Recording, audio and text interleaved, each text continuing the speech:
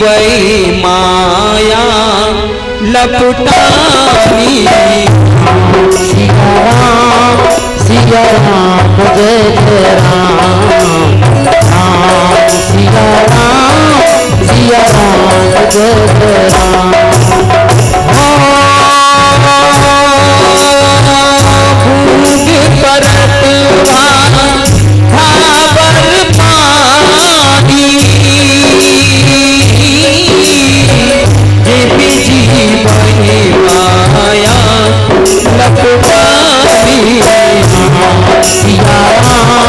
सिया राम जय जय राम, राम सिया राम जय जय राम।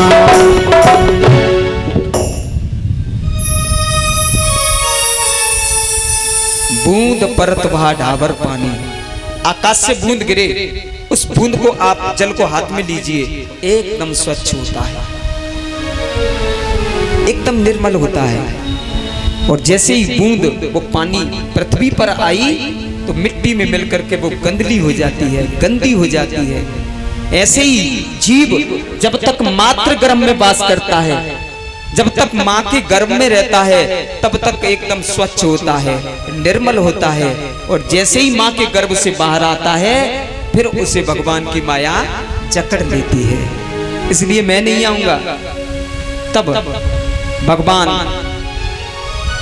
व्यास जी ने कहा कि नहीं, आप बाहर आइए, आप पर भगवान की माया का कोई असर नहीं पड़ेगा, आप पर भगवान की माया का कोई असर नहीं पड़ेगा। बोले स्वयं मायापति आकर के अगर मुझसे कहेंगे तो मैं गर्भ से बाहर आ जाऊंगा।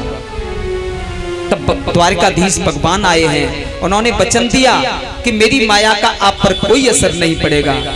12 वर्ष बाद ये मातृ गर्भ में गर्भावास किया और श्री सुखदेव जी 12 वर्ष के बाद माता के गर्भ से बाहर आए। और बाहर आते ही न माँ को प्रणाम किया, न पिता को प्रणाम किया, सीधे वन की तरफ चल दिए। देखिए श्री सुखदेव जी का सहज वैराग्य है, बिल्कुल भी मिलावट नहीं है, सहज वैराग्य। हमारा तो कभी कभी घर में वैराग्य हो जाता है। वैराग्य भी 3 प्रकार का होता है साहब। एक मरकट वैराग्य, एक शमशान वैराग्य, एक सच्चा वैराग्य। मरकट वैराग्य कौन सा होता है? जो घर में आता है, छोटी सी बात में घर में कुछ झगड़ा हो गया, सोचते अब नहीं रहूंगा, चला जाऊंगा श्री धाम वृंदावन, संतों के साथ रहूंगा, वृंदावन में रह लूंगा, लेकिन घर पे वापस नहीं आऊंगा। और जैसे ही छोटा नाती आ गया, दादा दादा करके बोला, सो पूरा जो वैराग्य चढ़ा था ना, उड़नछू हो गया। ये मरकट वैराग्य है। छड़े रुष्टा, छड़े पुष्टा, रुष्टा पुष्टा, छड़े छड़े, ये मरकट वैराग्य है। मरकट कहते हैं बंदर को। जैसे बंदर एक डाली से उछल दूसरी डाली पर, दूसरी से तीसरी डाली पर, ये मरकट वैराग्य होता है। दूसरा शमशान वैराग्य, जब किसी व्यक्ति को शमशान में जलाने के लिए ले जाते हैं, वहां पर भी वैराग्य आता है, लेकिन कब तक? जब तक उसको जलाया, जलाने के बाद जैसे ही घर पे आए, फिर 84 के चक्कर में पड़ गए, सारा वैराग्य चला गया। शमशान में जाते हैं तब तो वैराग्य जगता है, उसके बाद फिर उड़नछू। लेकिन एक सच्चा वैराग्य होता है। सच्चा वैराग्य कौन सा है? कि सच्चा त्याग कबीर का जो मन से दिया उतार। सच्चा वैराग्य क्या है? संत श्री कबीर दास जी कहते हैं, जिसने अपने मन से वैराग्य कर दिया। तन का वैराग्य तो है ही, लेकिन जो मन का वैराग्य होता है सबसे बड़ा होता है। और जो मन से वैरागी हो गया, मेरे भाई बहन, संसार में फिर उसे किसी चीज की आवश्यकता नहीं पड़ती। सच्चा त्याग कबीर का जो मन से दिया उतार, सच्चा है। सच्चा त्याग वही है जो केवल मन से सब कुछ त्याग कर दे। वही सच्चा त्याग है, वही सच्चा वैराग्य है। तो यहाँ पर श्री सुखदेव जी का सहज वैराग्य है। और देखिए वैराग्य जीवन में एक बार आ जाए, तुलसीदास जी को जीवन में एक बार वैराग्य चढ़ा, वापस लौट के नहीं आए कि तुलसी तुलसी सब कहें और तुलसी बन की घास, और भई कृपा जब राम की बन गए तुलसीदास।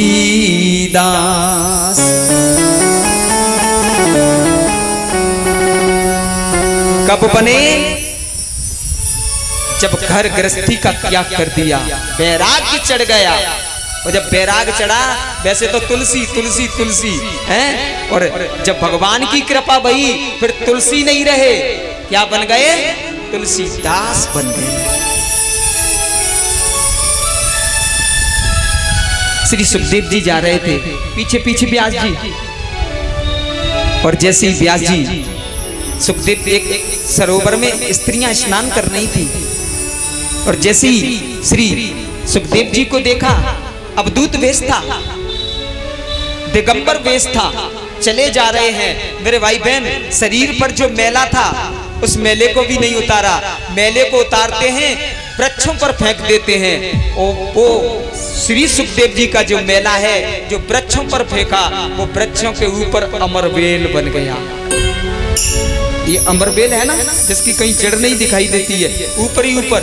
ये क्या है? श्री सुखदेव जी का जो शरीर के ऊपर मेला था वो फेंक के चले जा रहे हैं। स्त्रियां स्नान कर रही थी, जैसे ही श्री सुखदेव जी निकले वो स्नान करती रही, और जैसे ही व्यास जी आए स्त्रियां वस्त्र पहनने लगी।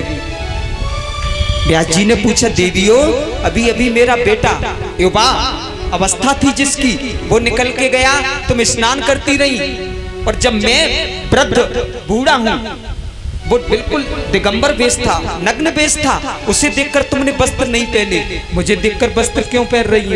मैं तो वृद्ध हूं, वो युवा था।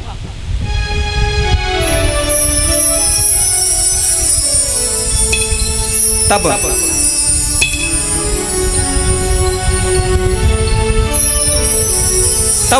उन स्त्रियों ने कहा, उन अप्सराओं ने कहा कि महाराज आपके जो पुत्र निकल के गए हैं ना, वो समदृष्टा है।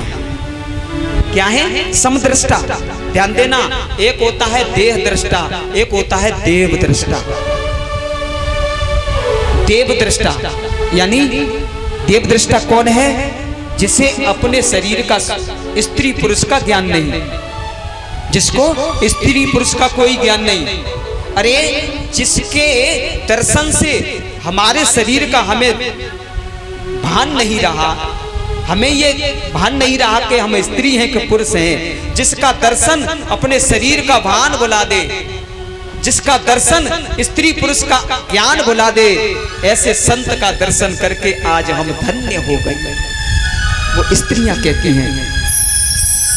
यहाँ व्यास जी गए हैं और श्री सुखदेव जी एक कंदरा में गए, कंदरा में बैठ करके निर्गुण ब्रह्म की सत्ता में परिनिष्ठित हो गए।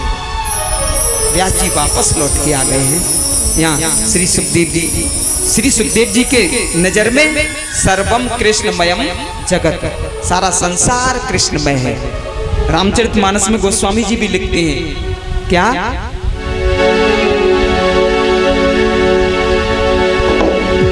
किसिया राममय सब जग जानी, करहु प्रणाम जोरि जुग पाई।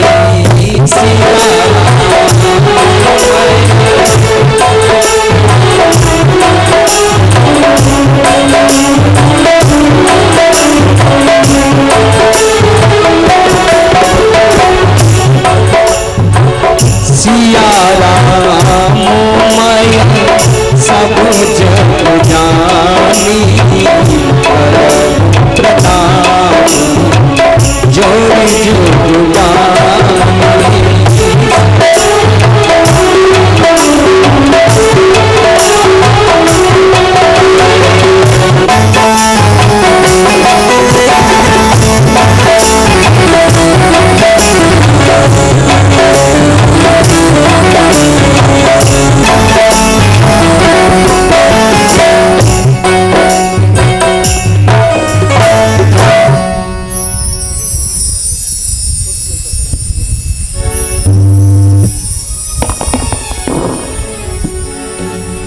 यहाँ पर श्री सुखदेव जी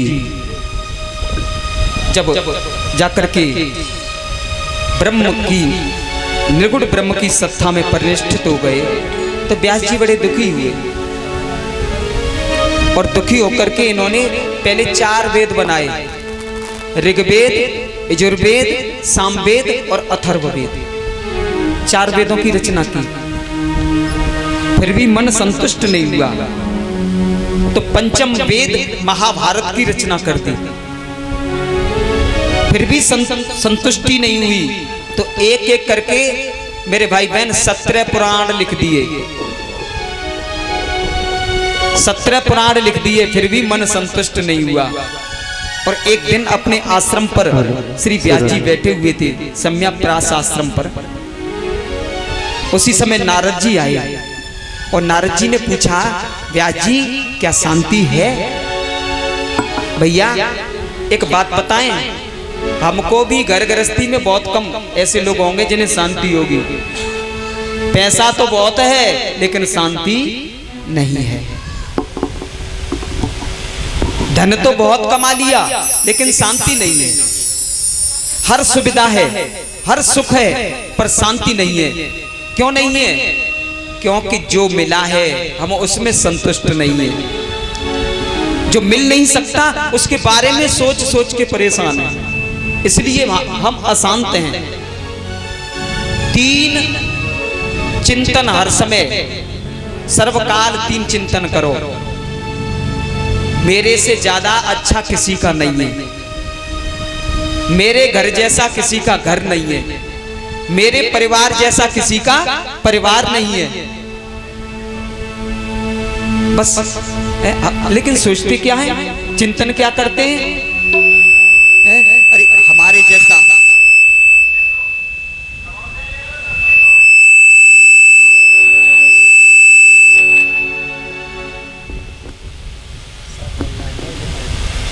हमारे जैसा किसी का है, हमारे जैसा बुरा किसी का नहीं है, ये सोचते हैं।